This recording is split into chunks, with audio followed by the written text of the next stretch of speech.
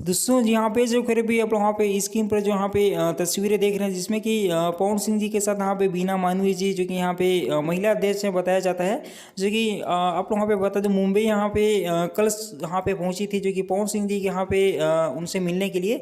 तो वहाँ पे बहुत लोग यूट्यूब पर यहाँ पे बता रहे हैं कि जो कि ज्योति का यहाँ पे माला सुलटाने के लिए यहाँ पे पहुँचे थे। देखो यार, इसमें तो ये भी खुलासा यहाँ पे हुआ नहीं है कि बात इसी के लिए यहाँ पे हुआ है या फिर किसी और बात यहाँ पे हुआ है, जो कि यहाँ पे देखो इसका खुलासा होने के बाद ही आप वहाँ पे बताया जा सकता है। लेकिन यहाँ पे अंदाज़ा के हिसाब से कुछ बोला जा रहा है, जो कि यहाँ पे वैसे तो लगता नहीं कि ज्योति जी के यहाँ पे मामले में कुछ यहाँ पे बोलने गई होंगी, जो कि किसी और के मैटर में दूसरा कोई आके बोले, ऐसा हो सकता है क्या? हो सकता है, बिल्कुल नहीं।